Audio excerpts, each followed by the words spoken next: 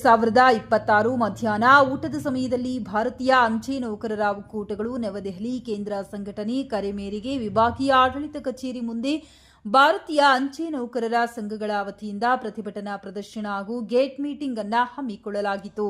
ಸದರಿ ಕಾರ್ಯಕ್ರಮದಲ್ಲಿ ಸುಮಾರು 50 ಮಂದಿ ಸದಸ್ಯರು ಹಾಗೂ ಪದಾಧಿಕಾರಿಗಳು ಭಾಗವಹಿಸಿದ್ದರು. ಘೋಷಣೆಗಳನ್ನು ಕೂಗಲಾಯಿತು ಮತ್ತು ಅಂಚೆ ಆಡಳಿತ ಕಚೇರಿ ನವದೆಹಲಿಯ ಕೆಲ ನೌಕರ ವಿರೋಧಿ ಆದೇಶಗಳನ್ನು ತಕ್ಷಣ ಹಿಂಪಡೆಯುವಂತೆ ಆಗ್ರಹಿಸಲಾಯಿತು. ಆದಾಗ್ಯೂ ಶ್ರೀಯುತ ಸುಂದರೇಶ್ ಬಿಜೆ ಅವರು ಅಖಿಲ ಭಾರತ ಕಾರ್ಯಾಧ್ಯಕ್ಷರು, ಭಾರತೀಯ ಅಂಚೆ ನೌಕರರ ಒಕ್ಕೂಟ ನವದೆಹಲಿಯವರು ಸಭೆಯನ್ನ ಉದ್ದೇಶಿಸಿ ಮಾತನಾಡುತ್ತಾ ಇಲಾಖೆ ಖಾಸಗೀಕರಣ ನೀತಿ ಮತ್ತು ಬಿಸಿನೆಸ್ ಟಾರ್ಗೆಟ್ ಹೆಸರಿನಲ್ಲಿ ನೌಕರರ ಮೇಲಾಗುತ್ತಿರುವ ದೌರ್ಜನ್ಯವನ್ನ ತಕ್ಷಣವೇ ನಿಲ್ಲಿಸಬೇಕು ಎಂದು ಆಗ್ರಹಿಸಿದರು.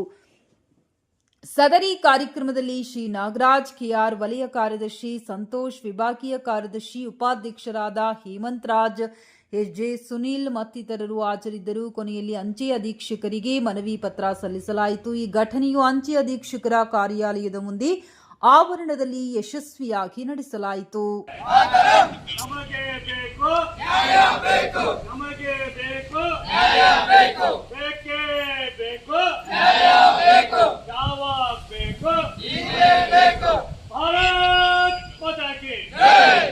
ನಿಲ್ಲಲಿ